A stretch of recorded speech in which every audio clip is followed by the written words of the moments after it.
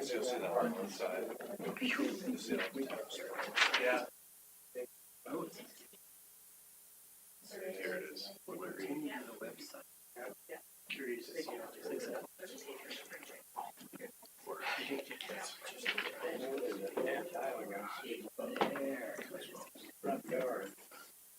Okay, it's 6 o'clock and we're going to start this meeting of February 27th, 2023, and we will begin with roll call. Jenny, please. Walters. Here. Dvorak. Here. Sarchet. Here. Vogel. Here. Anderson. Here. Hello, Mandy, on Zoom, by the way. Thank you for, or not on Zoom, but on speaker, for being here tonight. We'll move on to item number 3, which is approval of agenda, and I'll ask for a motion, please. Motion to present it. Second. And roll call. Dvorak. Yes. Sarchet. Yes. Vogel. Yes. Anderson. Yes. Walters. Yes. Item 4, it is time to close the regular meeting and open the public meeting on the proposed FY24 maximum property tax levy. Jenny, when was the notice published? February 10th. And have we had any written comments received for or against the proposed maximum tax levy? No, sir. At this time, I would like to request staff to provide a report. And Chelsea, that's you, please. Yes, thank you. This is a public hearing on the maximum property tax levy. The city is required to hold this additional public hearing if we are expected to exceed 2% of our revenue property taxes from the previous budget year. Polk City is a growing community and most of our growth is from new construction and new taxable valuation. The proposed maximum operating property tax levy for fiscal year 24 is $9.75 per 1,000 assessed, or a maximum revenue of $3,251,752. Sorry, $3,251,752. Please keep in mind that this does not include the city's debt service levy, nor is it the final aggregate city levy, which will be finalized with adoption of the city budget prior to the deadline of April 30th, 2023. Okay, thank you. Is there anyone present who wishes to be heard for or against the proposed maximum tax levy? Yes, Audrey Hyatt, please come forward. And hello again. Hi, and thank you to Chelsea and Mayor Carson for meeting with me early to clarify a few things. I guess I have 5 minutes.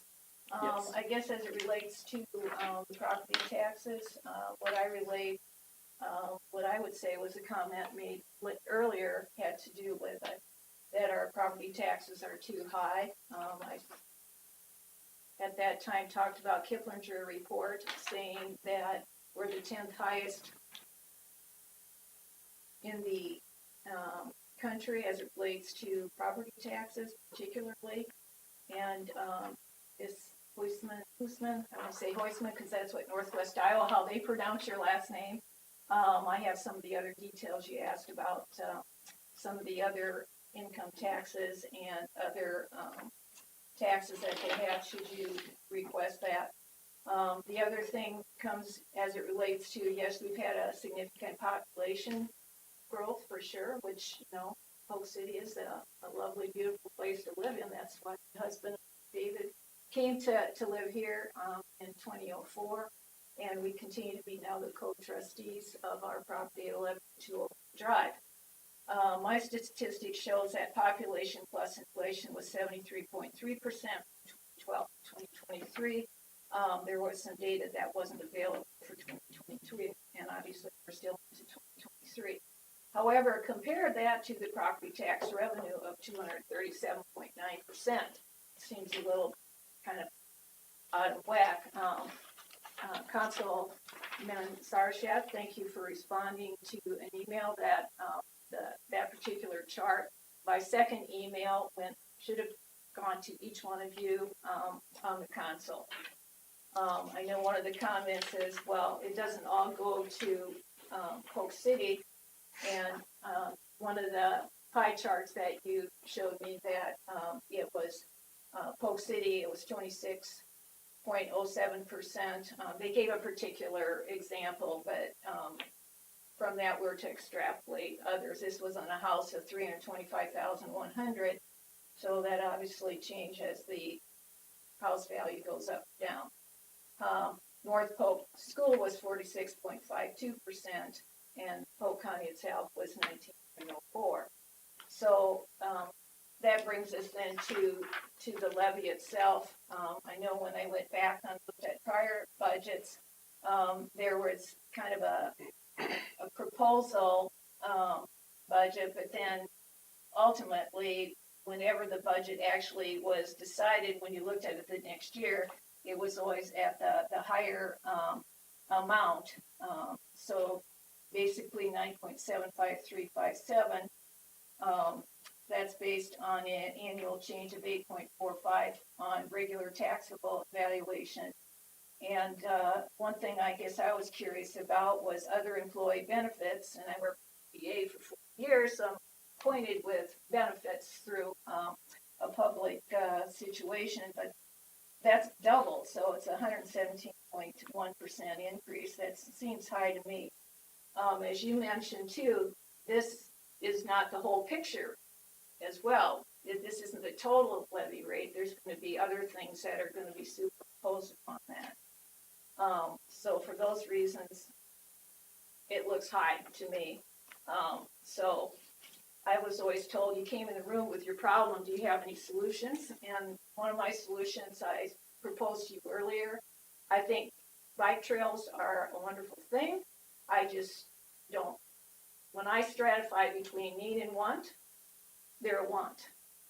And yet we're causing all property owners to pay for this when, what is the percentage that use it?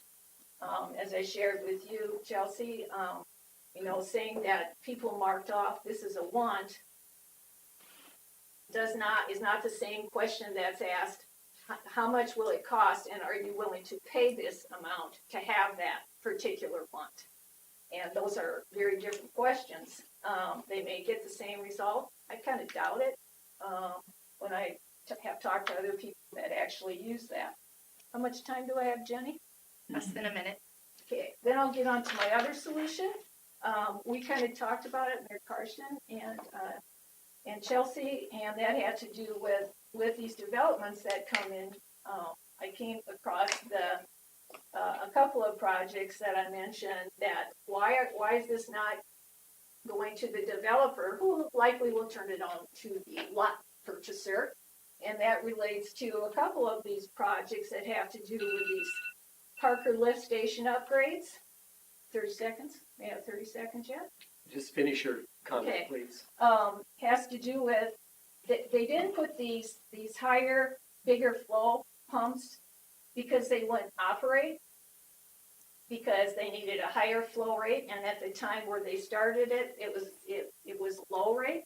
So then as they increased the development, then they found that the flow rates were in fact higher and the requirements were higher, so then they could install these bigger pumps.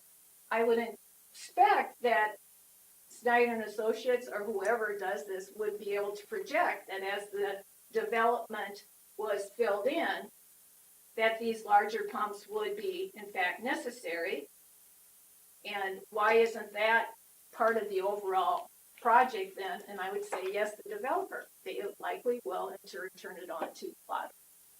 So those are a couple of solutions. As I go through your complex job of going through all these numbers, I appreciated some of the things that are subjective that you try to make through objective measures by assigning A through F, I think was the last numeral assessment, and then assigning points. But I guess I would. Okay, thank you, sir. Yeah. And Thank you very much. Council, I'd just like to handle it this way, I guess. If you've got comments that you'd like to make, that's fine. But I guess I would ask that you keep them brief, because you will have the opportunity to make comments amongst yourselves when we go to the motion. So. Yeah, I guess a couple things. I'll stay on track, Amy. you mentioned the Kiplinger study. Is that Iowa was 10th Yes, highest? Okay, so Yes. statewide. Okay. yes, so Um, 10th the nation. And No, I basically just- it was almost tied for 8 because they were about $8 less in 2 I just wanted to make sure the reference was made that Polk City wasn't 10th across the country. It was Iowa in comparison to the other 50 states. And so a couple things. I think for depending on how long you paid attention, you gave a couple examples about different things that I feel like we've addressed and come to a good conclusion on. Is there a specific benefit or a specific cost incurred to a development or growth? And I know we've talked a number of times that that should be isolated more towards growth. I think the examples you provided, I'm happy to take this offline because I think in both cases it was part of the greater need. Is it unanimous? And I will say, so that was the more of the flow issue you brought up. Bike trails, I gotta disagree with you on that one.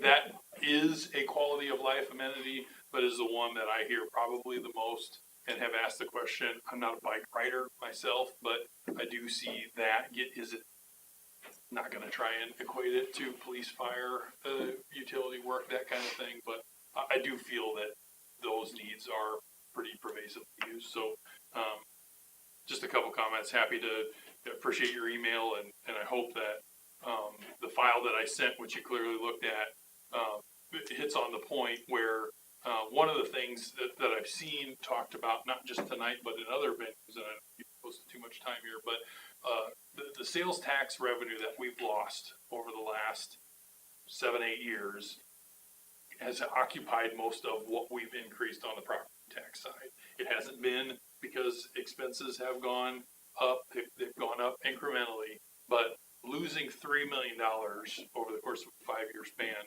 of sales tax revenue has had a dramatic impact on property taxes. And so I would encourage anyone, there's a 4-year comparison that Chelsea did and put out on the website that specifically cites that year by year. And again, I pay property taxes just like you do. I wish they could be less. I feel pretty confident that we've gone through the budget and hear more of my comments to those when we get there. But again, just appreciate your comments and a couple points to come back with, I guess. Anyone else? I just want to tag on very quickly about what you said about trails. The first 2 phases, and correct me if I'm wrong, are to get from sidewalks from here out to where the new school is. And as long as you're putting in sidewalks, we decided we might as well put in a trail so kids aren't, if and when they walk from the school, they won't be walking on the highway out there, plus the people that live out there. That's been, you can call it a want if you want to. I call it a need to keep people off from walking on the highway. The rest of the bike trail, that remains to be seen because it's going to be done in phases. Correctly? Correct? Yes. So those are my thoughts on that. But I think it's paramount that we get it out. Okay. Anybody else from the council? If not, then, well, I really didn't give you a chance to say anything. Is there anything else from any other council member? Public. No other hands went up, so.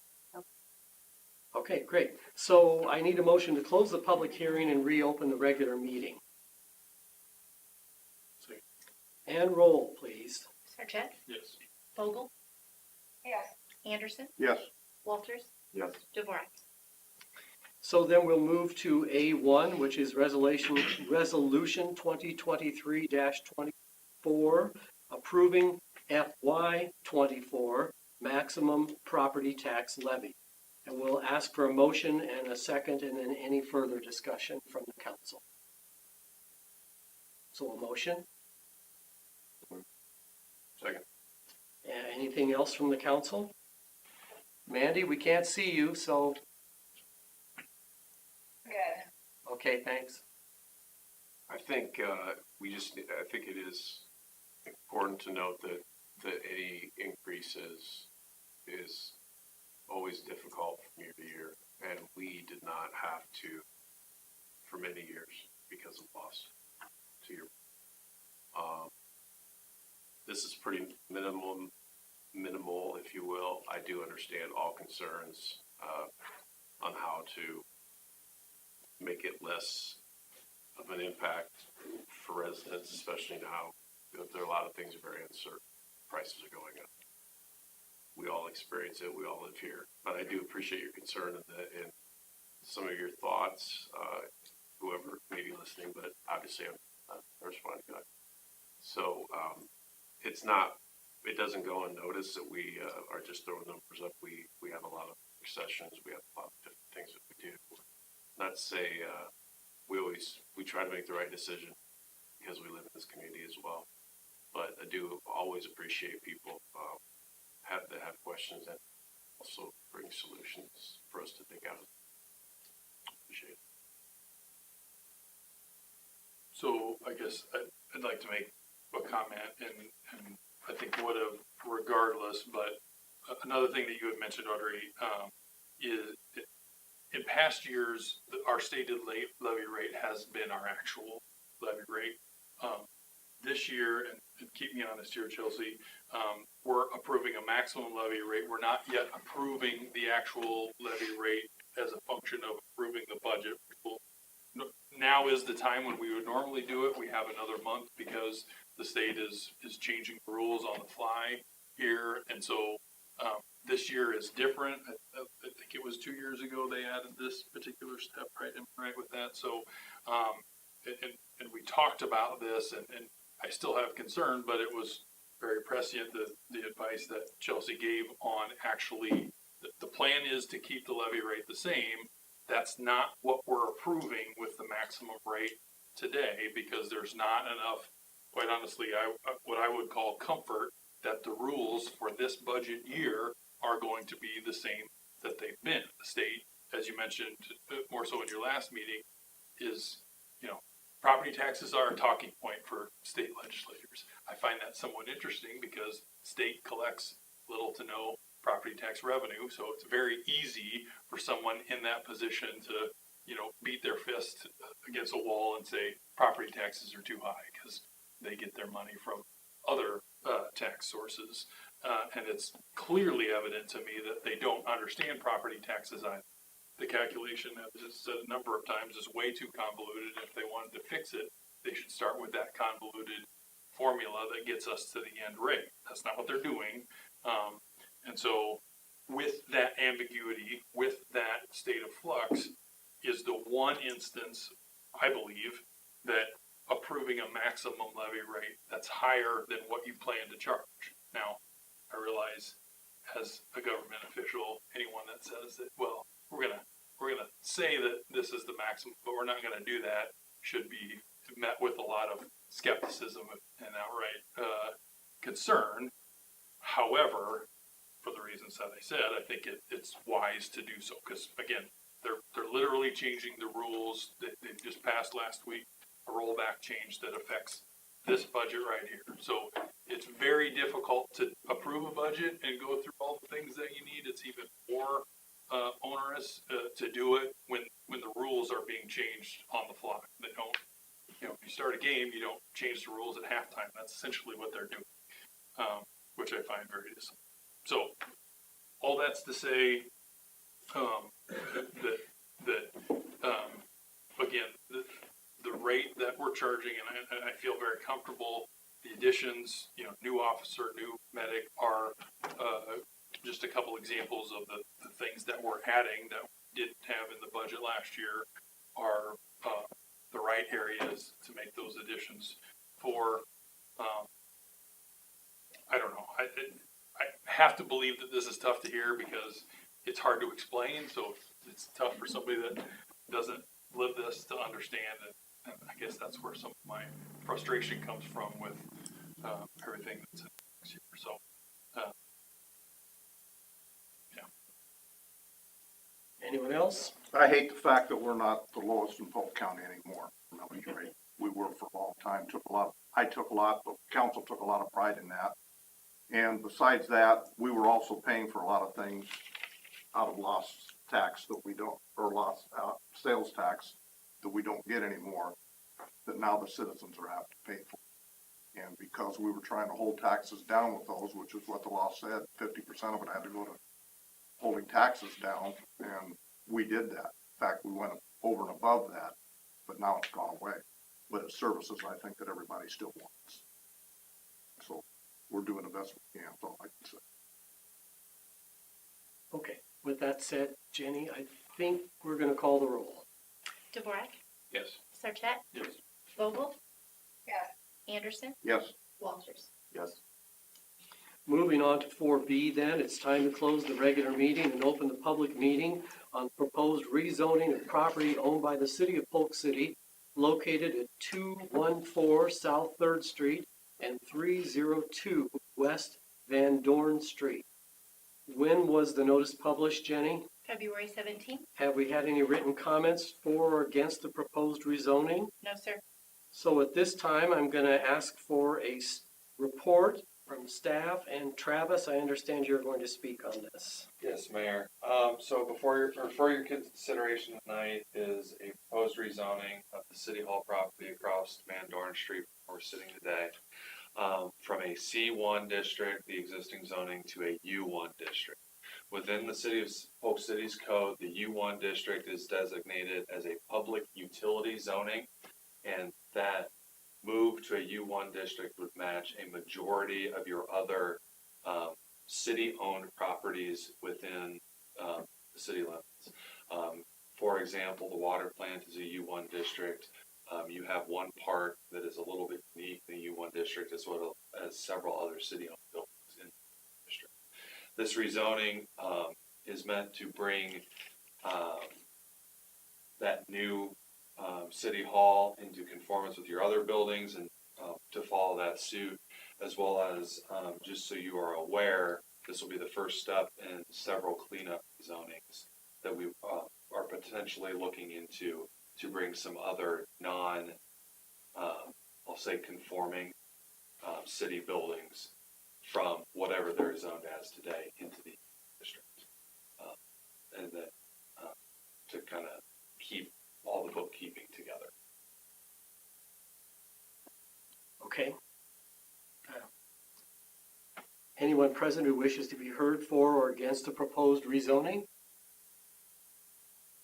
I need a motion then to close the public hearing and reopen the regular meeting. Second.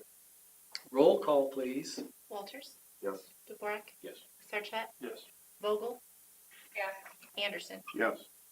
So we will then move on to B1 first. Before we do, although nobody's called City Hall or contacted City Hall, there's been a lot of stuff out there on Facebook or social media somewhere that we started on this before we rezoned it. We weren't following the rules and everything. And I think Chelsea explained to me that under the zoning that was there, we could do what we've done already. We didn't do anything we couldn't do without. So I hope those people are listening. So item B1 then, first reading of ordinance 2023-4000, approving rezoning from C1 Central Business District to U1 Utility District. So I'll ask for a motion We'll move. and a second. Second. Roll. Can I ask a Yes, question? sure. So along those similar lines, just to kind of restate so nothing's been done out of order to this point, and we theoretically could continue leaving that as a commercial and go ahead with all the plans that are in existence with the City Hall structure. Correct.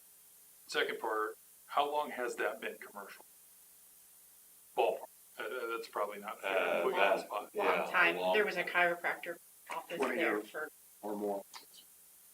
But it's been functionally there it's been was- residential. No, there was a chiropractic office In a on house. this vacant lot for many, many, many years. Okay, We bought it from the chiropractor.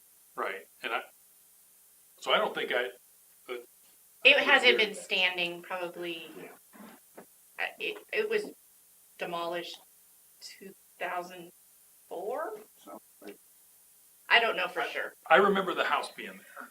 I don't remember it being used, so I guess I assumed that it was a residence. Oh, yeah, but it was a It was a Okay. chiropractor's office for many years. Okay, and the whole block was Only commercial? part of it, that's why we have these weird pieces. Okay.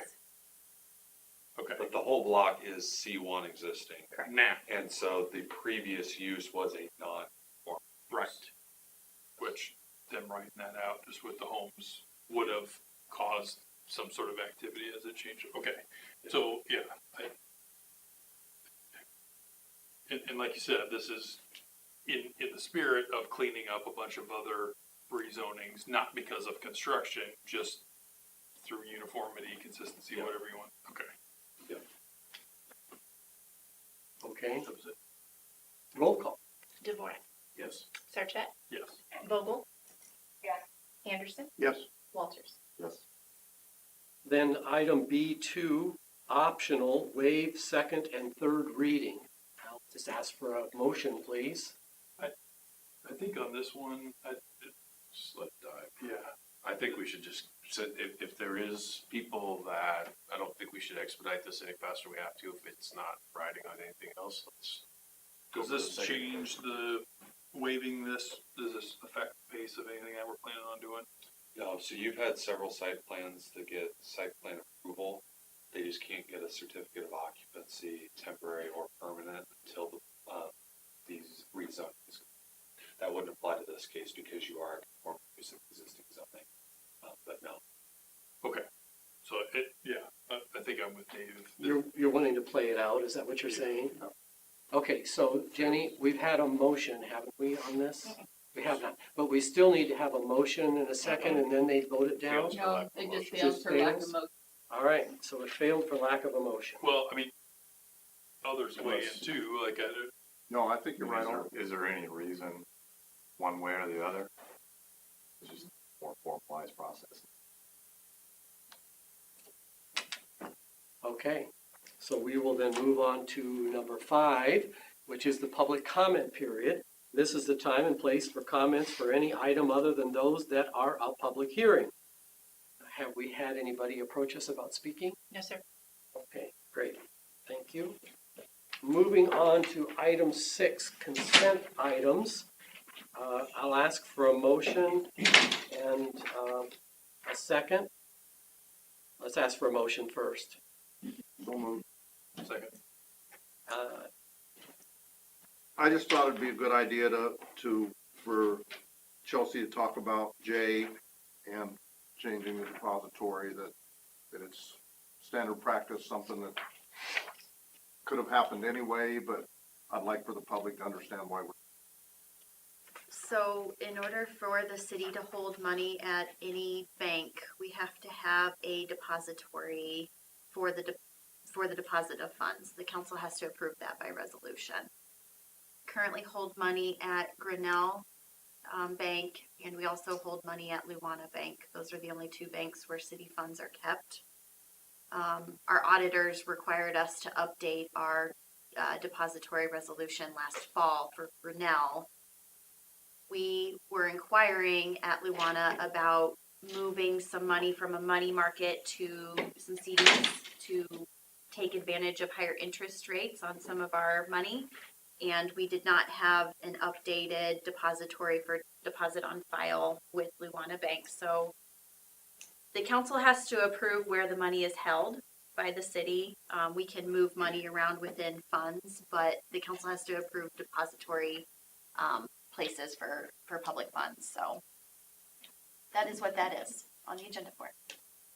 Thank you, Chelsea. That's what I wanted. We're doing this because we're basically gonna make money, because we're putting in something with higher interest. We're not just playing with money we like to. Did we have a second on that? Yes. We did. Roll call? Sarchet, Yes. Vogel. Yes. Anderson, Yes, Walters, Yes. Dvorak. All right, let's move on to item number 7, then business items. A, Snyder and Associates Engineering Services Agreements for Polk City. Travis, I understand that you have a, Yeah, so for the council's consideration is an engineering services agreement for the design bidding of phase 2 of the High Trestle Trail to Neil Smith Trail Connector Project. as presented to council at the work session, I should put that date, your last work session. Essentially, this would be a trail that picks up at the south end of the existing trail in front of the Kiwanis Park / Iron Lagoons, crosses 3rd Street and continues down the west side of 3rd Street. Oh, that's phase. We'll talk about that later. Phase 2 is across the school's property, or the North Polk School District's property from the 3rd Street right-of-way to the east boundary line of that property. The city, as part of the plating process with the elementary, or the Big Creek Elementary School, was granted a 30-foot recreational trail easement, and this will serve as a connection point from the 3rd Street right-of-way to the future regional park that the city has started to put plans into motion for. Ultimately, this will be part of a larger trail system with the intent of going from the North Corp boundary, where the county will extend the High Trestle Trail to, down to the south, and connect to the Neil Smith and use Polk City as a viaduct of that connection. So to clarify, phase 2 is from the North 3rd Street right-of-way to the future regional city owned.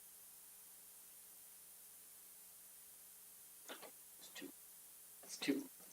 All right, so I will ask for a motion for item 1, High Trestle Trail to Neil Smith Trail Connector Project, Phase 2, in the amount of $46,700.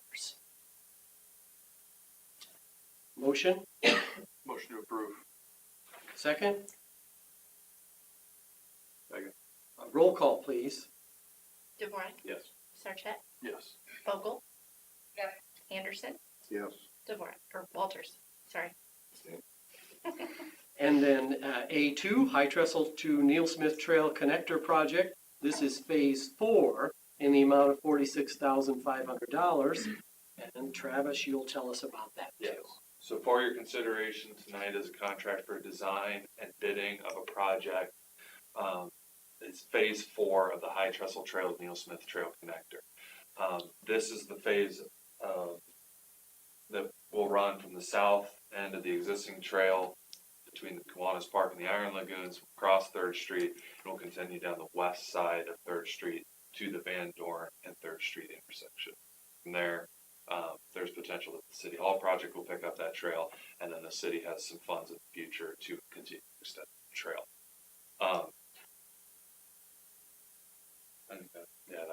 That covers it. Okay, so we need a motion on number Can I- 2. Can I ask a question? I know that's a little bit, like, get the motion, but affects my motion or willingness to make one, I should say. Can I go over it? Yeah, go ahead. Okay, so, and I know I missed the works session last week, so or 2 weeks ago, but I apologize. On this one, I do have some questions. So to frame this up, I'm gonna screw up my directions, but we're talking from Kiwanis Park basically to the square, which is critical, obviously, to get people to the square. And in my opinion, this is a stretch that is as much of a conduit to the square and therefore 2 different chunks than it is one contiguous trail that people ride, although they might do. And I bring that up because in the packet that I got, hopefully Chelsea gave you a heads up on this because I think this is a debatable discussion point, but the recommended route comes up by the Kiwanis Park, crosses the street before Bluff to the, what would be the West-ish. west side. Yeah, By the more or less. post office. Yeah. And then comes along over to City Hall, like you said. The notion that I believe Chief Sipker brought up of converting Bluff and Second into a one-way road and staying on the east side of the road does a couple things that I would prefer. One, it brings people, it takes people farther away from traffic, and 2, brings people to the square on what would be the northeast corner of the square, which I think, again, if we're wanting to connect to the High Trestle Trail and we're wanting people to come to the square, we're going to want them to spend time there, eat, drink, whatever. This, I think, helps with that and alleviates some of the concern crossing roads. To your point, were they to continue on, what your recommended route is probably better, where I think I prefer staying on the east side of the road. I know we've got a chunk to add trail to, and then if we can convert the 1 block stretch of Bluff and 1 block stretch of Second to one way and add the route there, has to be, from a cost standpoint, either less or comparable. It Am I is. correct with that? So it's marginally less. It's about, Okay. it's, Not a lot. yeah. And quite honestly, that's not the driver, Yeah. but as long as it's apples to apples, then to me, that's, again, if you're not causing people to cross over, then that's a positive. And then I think too, that other corner of the square is more conducive to people spending time there. The other thing that I think it does is allows them just greater flexibility, and quite honestly, as not a bike rider, I think that's a more aesthetically pleasing approach. Got a little bit more room. I'm assuming there's more room on what would be the street than a path, a dedicated path. So, and I don't know. I'm assuming this is the time to hash that out, right? Yes, because it would certainly change the scope. Okay.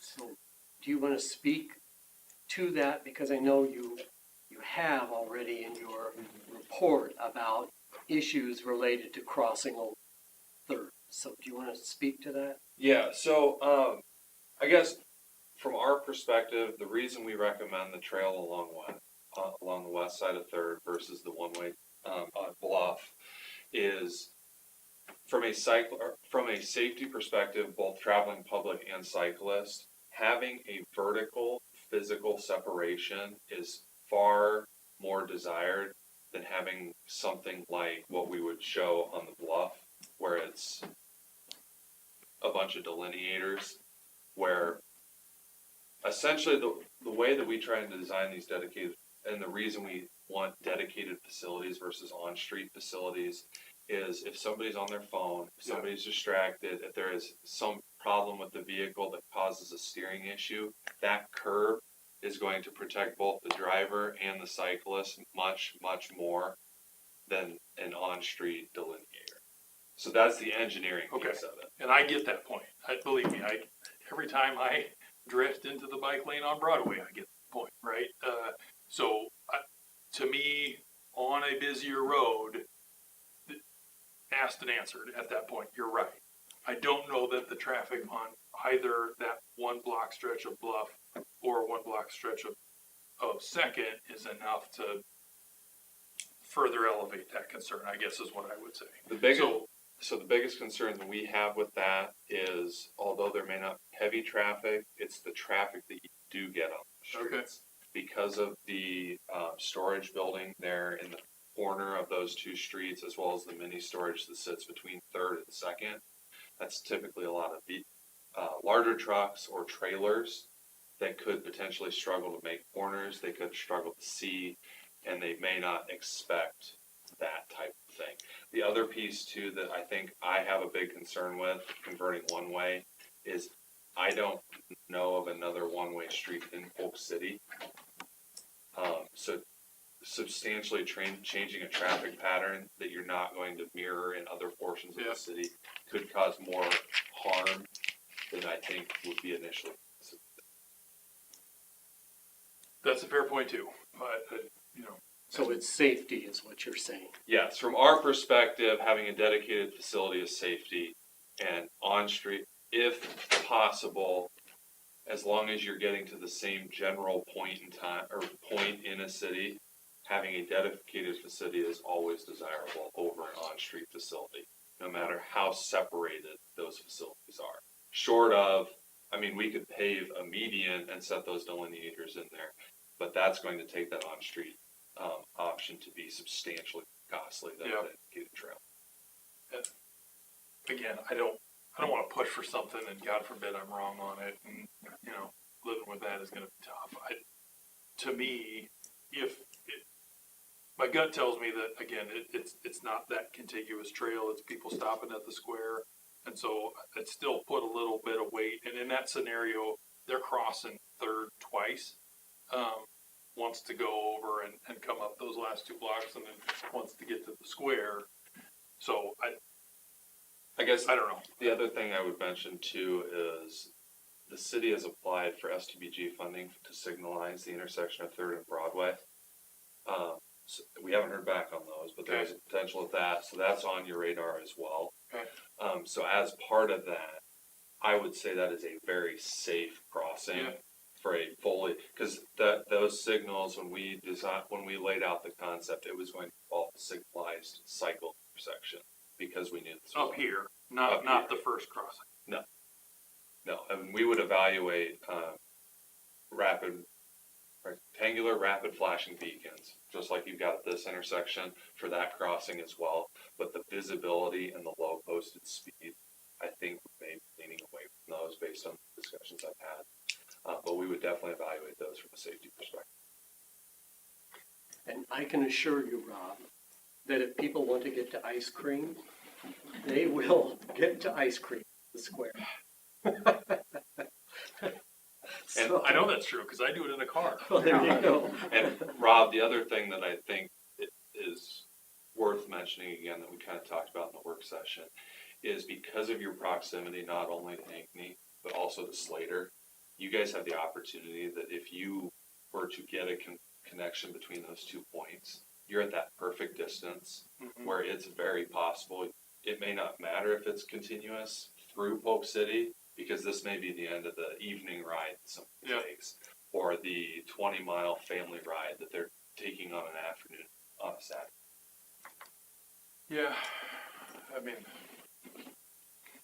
I don't know, what do other people think? I wrestled the exact same thoughts you had. Like, it seemed to make more sense. Love the second. Talking to Chelsea and talking to Travis, thinking about the route continuity from the north side of town, basically down to Bridge, all basically on one side, except for crossing, seemed to make more sense to me. I've warmed up to it a lot quicker. If you're a cyclist and you want to get to the square, you're going to know how to cross. And if we have those improvements out here, the signal intersection, just to see. So I definitely wrestled with it too and warmed up to this idea of having 2 one-way streets. I'm just trying to give Chief kudos for coming up with the idea. Oh, yeah, it's. Remember this, who was in your I cornered Travis and shook him down pretty good. And still, Yeah, and I don't want to discount that idea. It's a very valid idea. Oh, That is the reason we recommend it. I Versus the other I appreciate that. I shouldn't make jokes. And personally, we won't ask him to comment, but I can't think of a guy in this room who would be more dedicated to safety than Chief. So, let's go ahead. Well, Let's not move. I think it's a misnomer that we just keep calling this a bike trail, because it's gonna be more than bike. We're gonna see more pedestrians on this than we are bikers. That's all I have to say. Common vernacular is multi-use trail. Yeah, that is the correct, Shared use correct path. terminology. Yes. That is the correct Maybe terminology. in the future we will stick with that. Everything but snow. Okay, so let's go ahead and move on to A2 there, and let's ask for a motion on the High Trestle to Neil Smith Trail Connector Project Phase 4 in the amount of $46,500. Motion?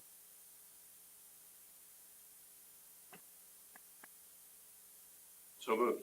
Second? Second, Roll call, please. let's say wake Mandy up. Anderson, Yes.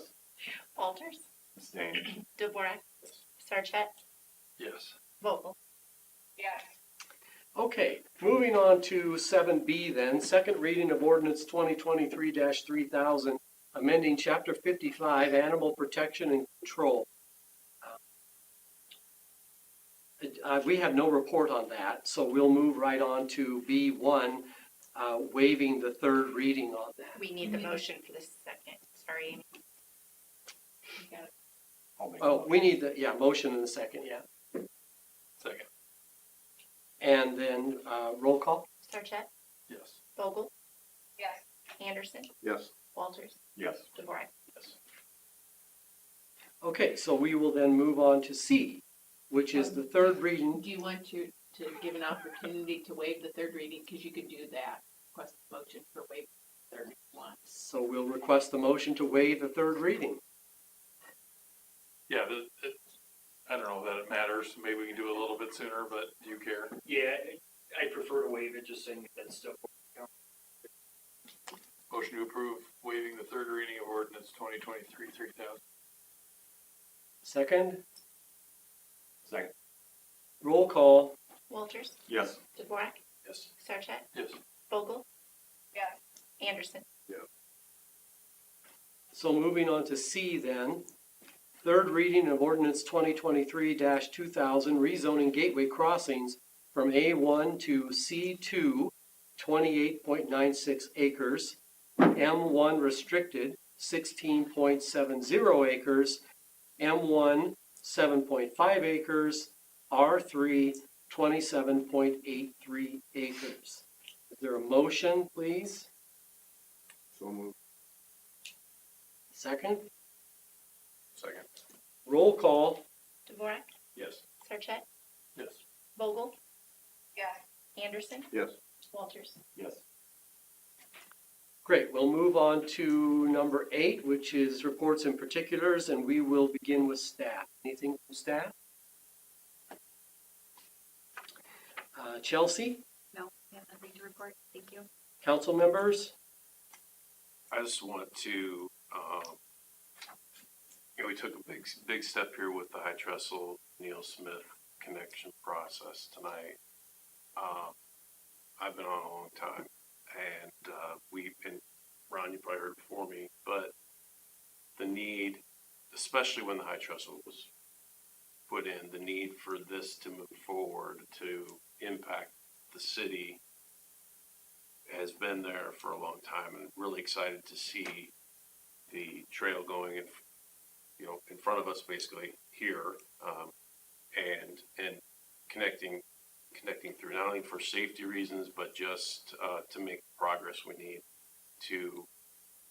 When you look at the cities that have trails going through them, flowing from two major trail systems, they are booming in the downtown area, and that's what we really need. So although we can't necessarily track the ROI to what that will bring to the city, it's so important to have this on our finally coming to fruition after a long time. And so I thank everybody for doing that, and excited to get that started and keep that going as we move. I think we'll all be very surprised by what the impact of it. I think we also need to emphasize that we do have a partner in this, in the county. Well said. Okay, I don't have anything to add, so we will move on to item 9, and we'll need a motion and to move into closed session. A second, Second. roll. DeVore, Yes. Sarchet, Vogel, Anderson, Yes. Walters. Yes. Great, thank you. And so we'll move into closed session. Anybody invited to do that, please join us. And anyone else, thank you for being here tonight.